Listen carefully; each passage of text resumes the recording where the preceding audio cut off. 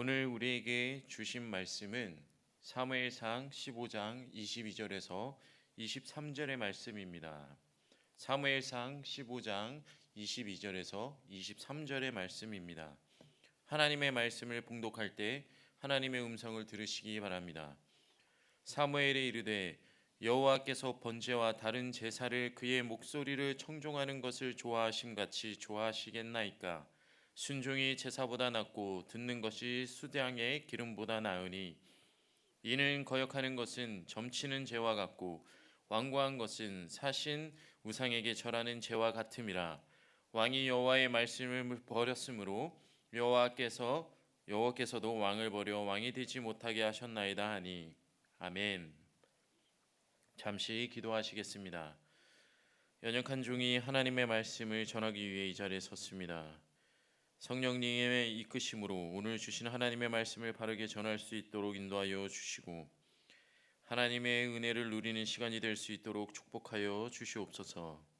오늘 하나님의 말씀을 경청하는 모두가 하나님의 음성을 듣게 하시고 깨닫는 은혜를 허락해 주시옵소서. 예수님의 이름으로 기도드립니다.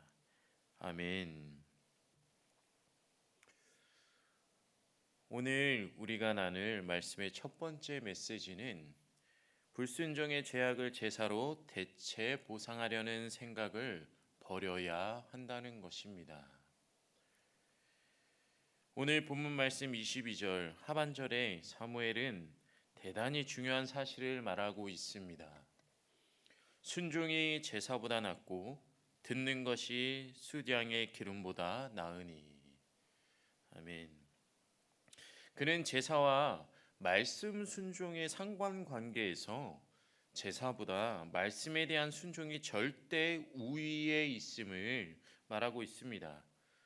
사무엘이 이와 같은 말을 하게 된 것은 사울이 20절에서 짐승을 살려둔 것은 하나님께 제사를 드리기 위한 것이기에 비록 짐승을 다 죽이라는 명령을 위반했지만 실상은 위반한 것이 될 수 없다는 논리로 말했기 때문입니다.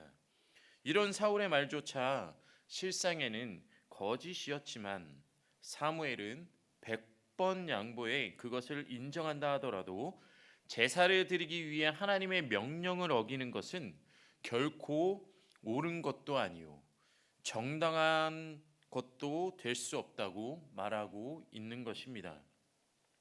아주 극단적으로 말한다면 비록 하나님께 제사를 드릴 수 없게 되는 한이 있더라도 하나님의 명령을 듣는 것이 더 우선시 되어야 한다는 것을 이야기하고 있는 것입니다. 사실 하나님의 백성이 제사를 드리는 데는 크게 두 가지 이유와 목적이 있습니다. 그 첫째는 하나님께 영광을 돌리는 것입니다. 하나님께서 영광을 받으시도록 당연히 해야 할 의무로서 우리가 드리는 것입니다. 두 번째로는 바로 인간의 범죄와 긴밀히 연관됩니다. 즉 성도가 하나님의 뜻대로 살지 못할 때에 그것을 용서받고 하나님과의 관계를 회복할 수 있도록 최소한의 조치로 하나님께서 마련해 주신 방편이요 길인 것입니다. 인간은 완벽하지 못하고 죄악의 본성을 타고난 이상 완벽하게 하나님의 명령대로 이행하며 우리가 살아갈 수 없습니다. 때문에 하나님께서 우리가 실패했을 때에 하나님과의 관계를 회복할 수 있도록 제사를 마련해 주신 것입니다. 그러므로 이러한 두 가지 목적에 따라 드리는 제사는 그 속에 참회가 있고 감사가 있고 순종함이 있어야 합니다. 그러나 우리네 사람들은 어떻습니까?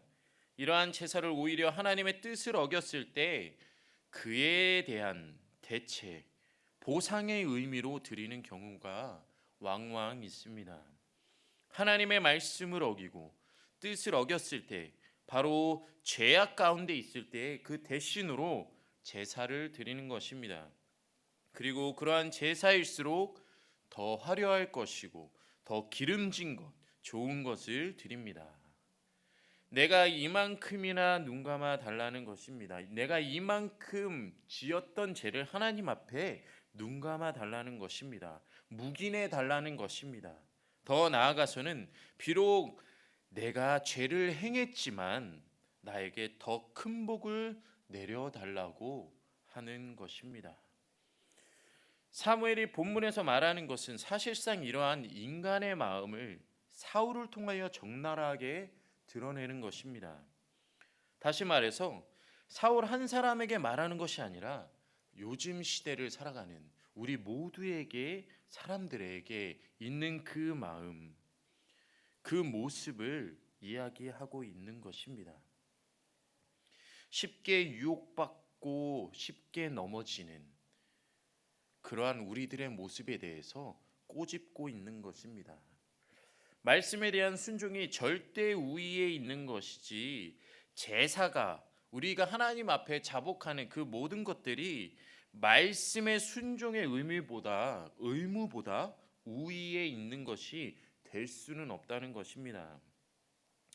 사랑하는 성도 여러분, 이러한 사실을 통해서 하나님의 말씀대로 사는 것이 얼마나 중요한가를 우리는 배워야 합니다. 오늘 우리가 하나님께 드리는 예배 소중합니다. 그리고 거룩합니다. 하나님께서 기뻐 받으시는 예배를 위해 우리는 힘을 다해야만 합니다. 하지만 우리가 하나님의 뜻대로 살지 못하는 것을 대체하거나 보상하려는 생각으로 예배를 드려서는 안 된다는 것입니다. 오히려 우리는 우리의 예배나 헌금이나 헌신이나 봉사가 그러한 얄팍한 것들로 오해받지 않게 하기 위해서라도 더욱 우리는 하나님의 말씀대로 살아야 하는 것입니다. 왜 오늘날 교회와 성도들이 세상으로부터 지탄을 받곤 합니까? 그것은 교회 속의 모습과 세상을 살아가는 모습이 다르기 때문만은 아닐까요? 여러분, 예배함은 너무도 중요합니다. 그러나 예배함보다 하나님의 말씀으로 사는 것이, 순종이 제사보다 나음을 세상 속에서 나의 삶의 자리에서 행하며 사는 것이 더욱 중요하다는 것입니다. 이러한 사실을 우리 성도님들은 깨닫기를 축복합니다. 오늘 두 번째 메시지입니다. 불순종은 우상 숭배의 다른 모습이라는 것입니다. 23절의 상반절을 보겠습니다. 이는 거역하는 것은 점치는 죄와 같고 완고한 것은 사신 우상에게 절하는 죄와 같음이라. 아멘. 이 말씀은 무엇을 뜻합니까? 불순종은 하나님 아닌 것을 믿고 그에게 절하는 우상 숭배와 같다는 것입니다. 사무엘은 무슨 근거로 이처럼 엄청난 말을 하는 것일까요? 골로새서 3장 5절에 이렇게 말씀하고 있습니다. 제가 읽겠습니다. 그러므로 땅에 있는 지체를 죽이라. 곧 음란과 부정과 사욕과 악한 정욕과 탐심이니 탐심은 우상 숭배니라. 아멘.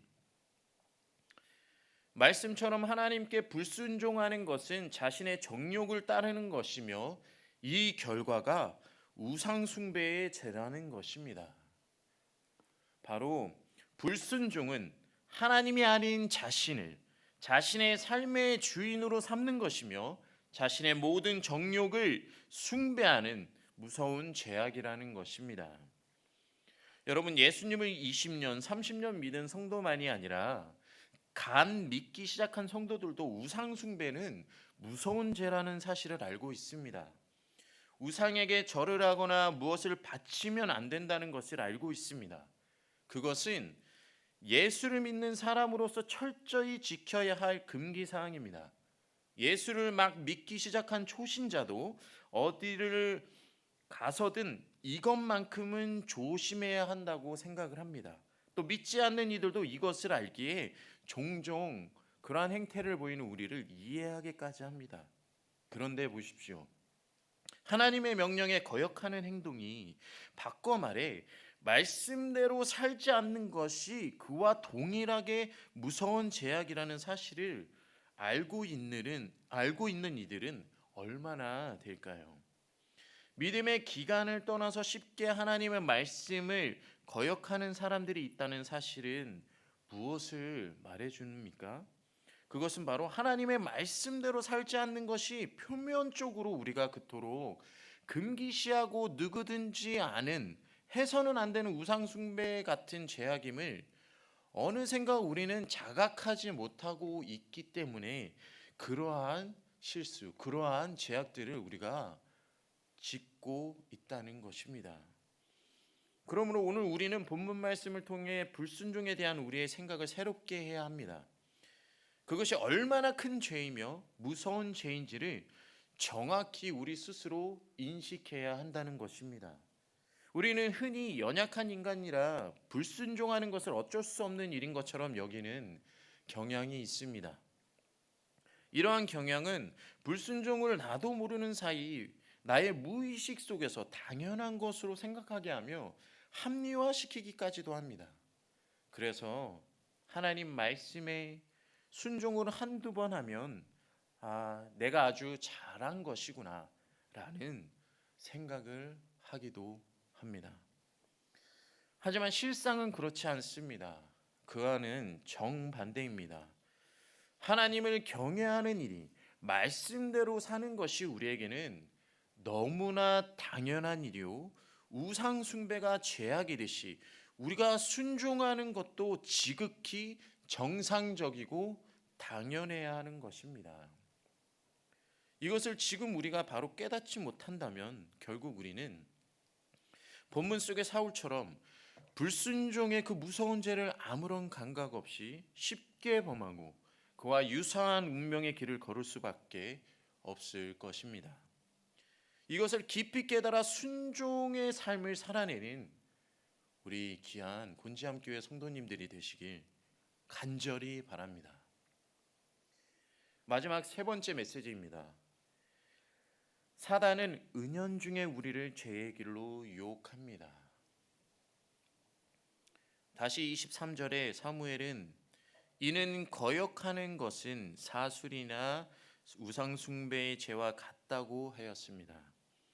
그렇다면 여러분, 만일 사단이 사술이나 우상숭배로 사울을 유혹했다면 그때에도 사울이 그러한 죄에 빠졌을까요? 아마도 그러한 일은 일어나지 않았을 것입니다. 왜냐하면 우상숭배나 사술은 이스라엘 백성들이 가장 경계하는 죄였기 때문입니다. 그렇습니다. 사술이나 우상숭배는 너무나 확연히 드러나는 죄이므로 사울도 감히 그러한 죄를 범하지 못하였을 것입니다. 사실 사울은 훗날 사무엘 사후에 이스라엘 내에서 신접한 자와 박수를 쫓아내기도 하였으며 또한 엔돌의 신접한 여인을 찾아갈 때에도 변장을 하고 찾아갈 정도로 사술이나 우상 숭배에 대한 사울의 이러한 마음을 알았기 때문에 두려워하는 이러한 마음을 알았기 때문에 사단은 근본적으로 사술이나 우상 숭배와 같은 것이지만 그에 따라 반대로 나타나는 양상을 보이는 또 다른 모습으로 사울이 죄악을 범할 수 있도록 유혹했던 것입니다. 여러분, 이것이 바로 우리가 잘 알고 있는 사단의 전략입니다. 사단은 너무도 뻔한 전술로 우리를 공격하지 않습니다. 우리는 살인이나 도둑질이나 또는 우상에게 전하는 것은 하나님 앞에서 분명한 죄라는 것을 알기 때문에 사단 또한 아무리 유혹해도 그러한 죄에는 우리가 빠지지 않습니다. 사단이 이러한 사실을 잘 알고 있습니다. 그래서 사단은 우리가 죄라고 명백히 인식하고 있는 것들로 우리에게 접근하기보다는 은밀한 죄들, 바로 우리가 죄로 미처 인식하기 어려운 것들로 우리를 유혹하는 것입니다. 그러한 은밀한 죄 중에 하나가 바로 사울이 범한 불순종의 죄입니다. 그리고 사단이 성도들을 유혹하기 위하여 사용하는 은밀한 죄들은 오늘날 훨씬 더 많은 종류로 많아졌고 또 교묘해졌습니다. 오늘은 살아가는 성도들이 자주 접하는 휴머니즘, 즉 인간의 존엄성을 최고의 가치로 여기는 것들과 과학, 신비주의, 그리고 다양한 문화를 보십시오. 그것 자체는 죄가 아니라고 말할 수도 있습니다. 하지만 그 이면을 보면 반드시 사단적 요소가 그 안에 들어 있습니다. 휴머니즘은 사람을 배제한 인간 중심의 사회와 가치관을 추구합니다. 하나님을 배제한, 정정하겠습니다. 휴머니즘은 하나님을 배제한 인간 중심의 사회와 가치관을 추구합니다. 즉 인간이 최고라고 얘기하는 것이죠. 과학은 사람들이 과학을 맹신하도록 만들어 그 한계성을 인식하지 못하게 하고, 또 합리성이라는 이름으로 하나님의 초월성을 부인하고 있습니다. 또 신비주의에 빠진 사람들은 외계인을 자기들의 신으로 삼기도 하고 자연과 합일되는 것을 인생의 목적으로 삼고 있습니다. 그뿐입니까? 사단은 우리가 가장 많이 접하는 미디어들, TV와 영화, 노래 등을 통해서 우리들을 죄악으로 인도하기도 하고 가치 판단을 흐리게 하여 미디어의 노예로 만들기까지 합니다.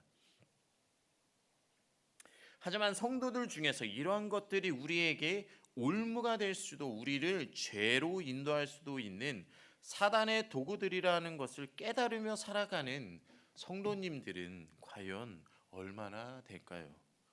오히려 하나님을 신실히 믿는다고 고백하는 성도 가운데는 이러한 사실을 깨우쳐주면 그렇게까지 극단적으로 생각할 필요가 있느냐고 반론을 펴는 사람들조차도 있을 것입니다. 얼마나 무서운 사실입니까? 상황이 이렇다 보니 아무런 죄의식 없이 그것들에 나도 모르게 스며들어서 죄의 길을 걷게 되는 경우가 허다합니다. 그래서 사단도 현대인들을 향해 이러한 물질 문명과 여러 가지 이념과 사상을 전략으로 사용하는 것입니다. 그렇게 우리는 하나님의 말씀을 지표 삼아 삶에서 살아내며 세상의 여러 모습들을 늘 경계하고 또한 경각심을 가지며 살아가야 하는 것입니다.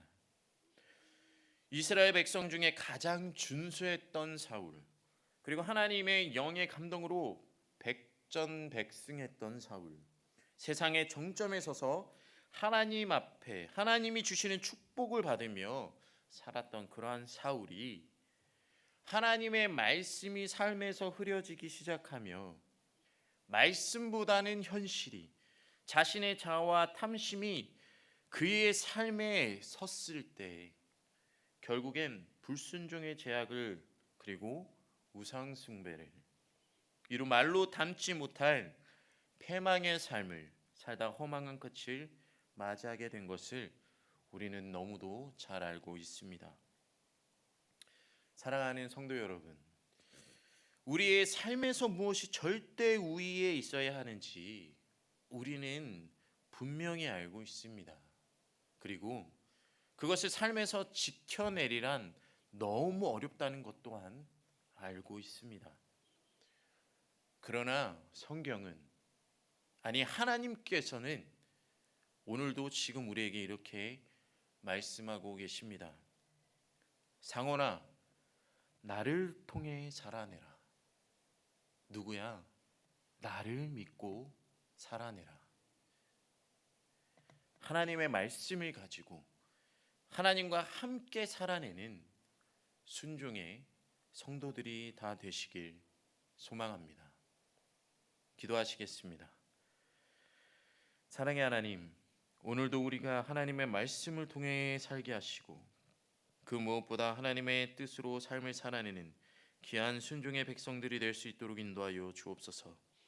사단의 관계로부터 지켜주시고 우리를 넘어지게 하는 죄악으로 인도하는 모든 것들을 하나님께서 주시는 말씀과 지혜로 잘 분별하여 삶에서 승리할 수 있도록 인도하여 주시고, 내가 아닌 하나님을 모든 삶에 드러내며 살아가는 진정한 예배자가 될 수 있도록 은혜 내려 주시옵소서. 이 모든 것 거룩하신 예수님의 이름으로 기도드립니다. 아멘.